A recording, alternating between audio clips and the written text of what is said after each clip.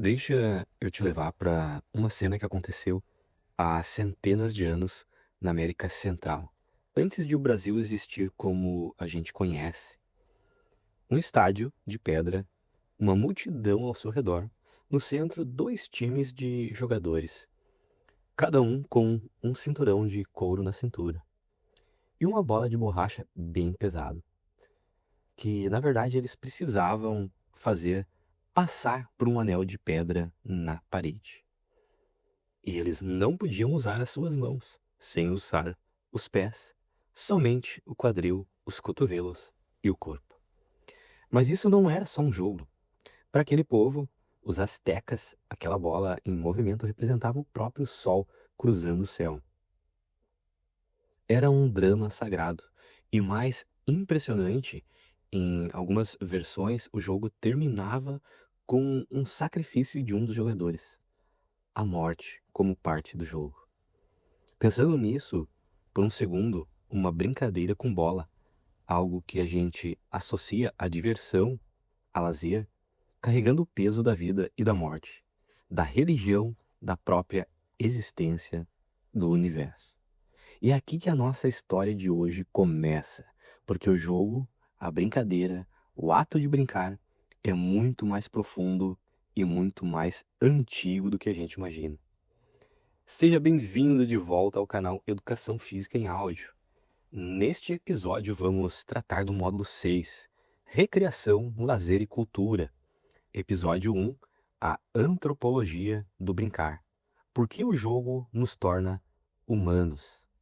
Este trabalho foi elaborado por mim, Fábio Viegas, que vos fala aqui.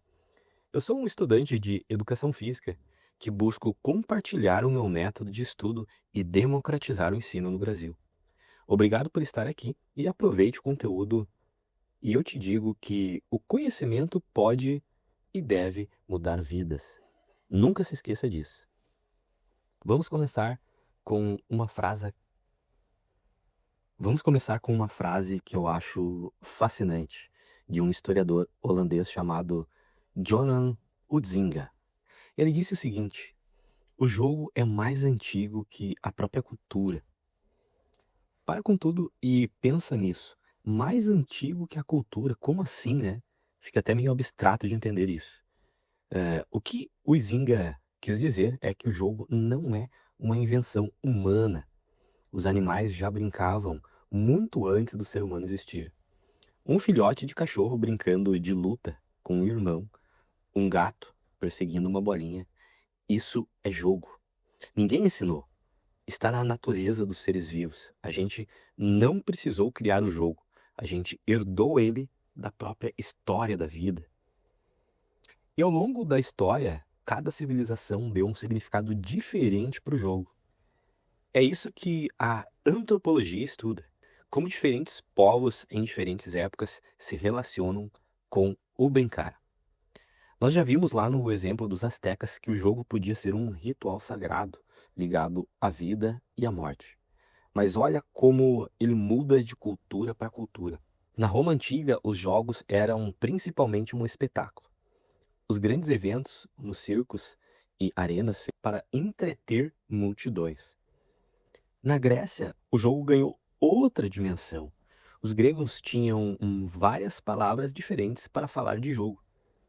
Tinha o agon, que era o jogo como competição, como concurso público.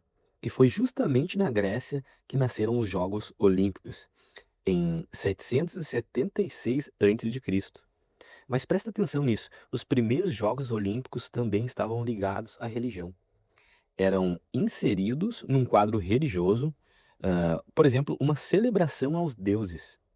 De novo, o jogo e o sagrado andando juntos. Esses Jogos Olímpicos antigos duraram mais de 1000 anos. Aconteciam de 4 em 4 anos, até que em 393 d.C., o imperador romano Teodósio I acabou com eles, declarando que eram uma festa pagã. E olha que interessante isso.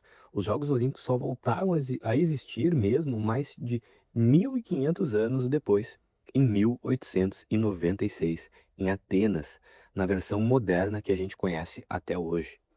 Agora, repara num padrão que aparece em quase todas as culturas antigas. O jogo estava ligado à religião, né? A gente já sabe disso. O sagrado ao sobrenatural.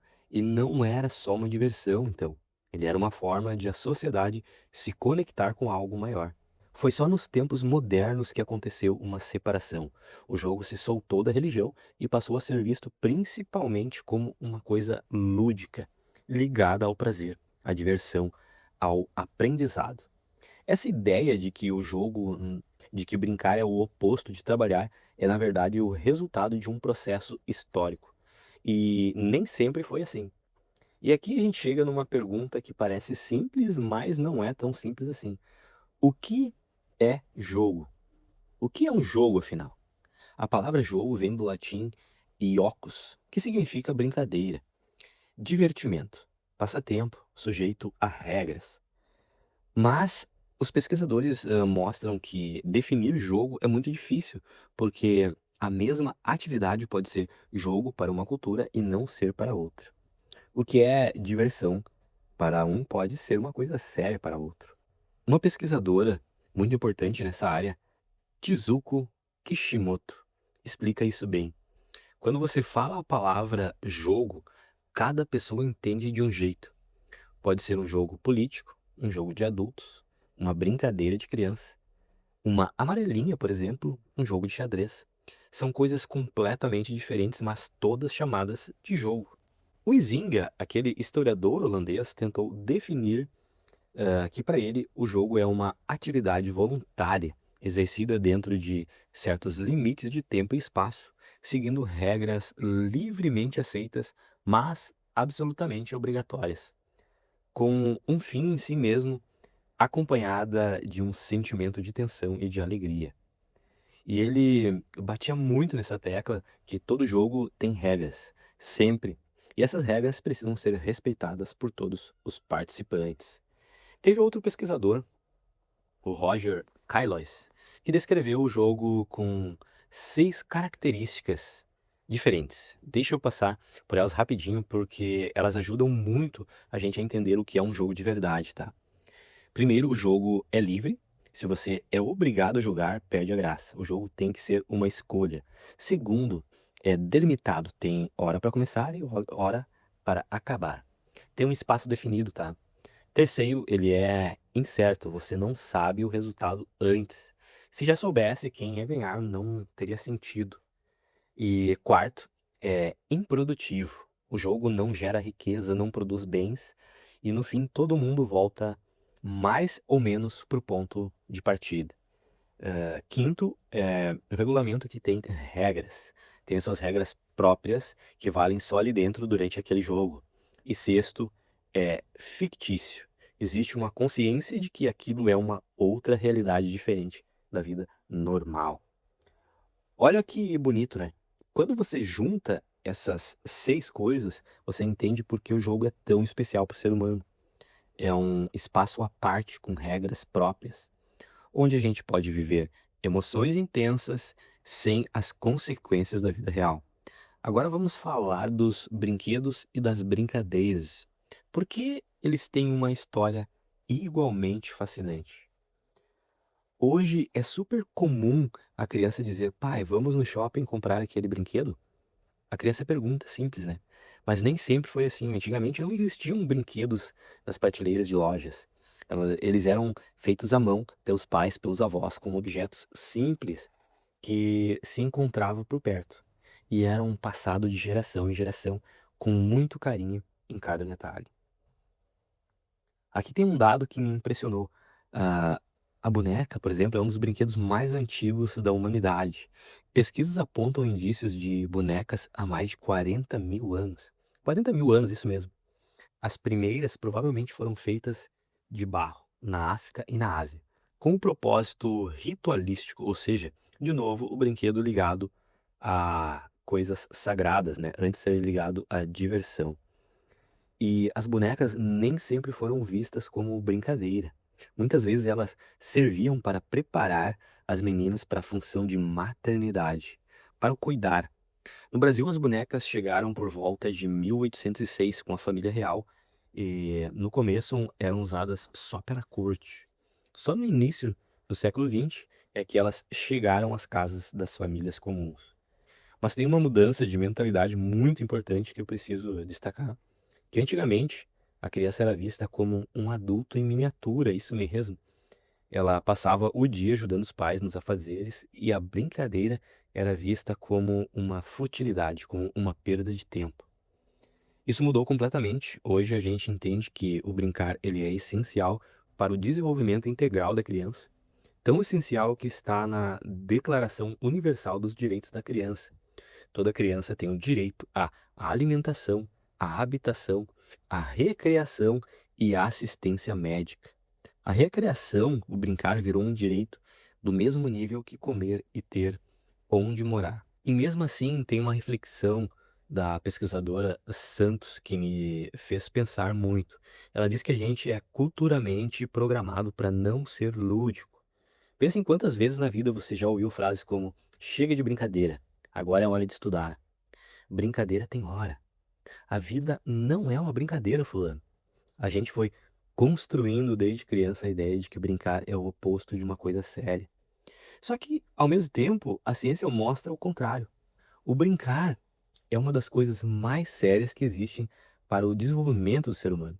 Através da brincadeira, a criança aprende a se comunicar, a conviver com outros, a se colocar no lugar do outro, a lidar com ganhar e perder. Também liderar e a ser conduzido, a falar e a ouvir. Ela desenvolve criatividade, autonomia, capacidade de tomar decisões.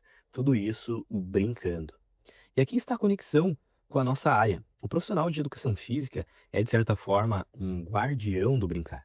É ele que vai criar espaços para que as crianças e adultos se movimentem, joguem, se divirtam e, através disso, se desenvolvam. Entender a profundidade do jogo, a história dele, o significado dele em cada cultura é o que separa alguém que só passa uma atividade de alguém que compreende o poder de transformar do brincar.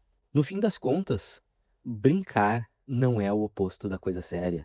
Brincar é como o ser humano aprende a ser humano.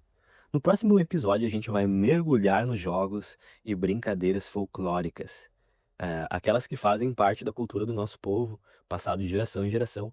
E também vamos falar sobre o papel do profissional da educação física no resgate dessa cultura lúdica que corre risco até mesmo de se perder. E se você busca não só o conhecimento técnico, mas também o conhecimento pessoal, algo que te ajude a tornar a sua vida mais clara e com propósito, eu tenho um livro que pode te ajudar nisso. Eu escrevi Mente em Transformação. Você encontra o link direto na bio aqui do meu Instagram. Você pode procurar por @FabioViegas com 2S, tá? Lá no final, 2S. A gente se vê no próximo episódio. Até mais. Valeu!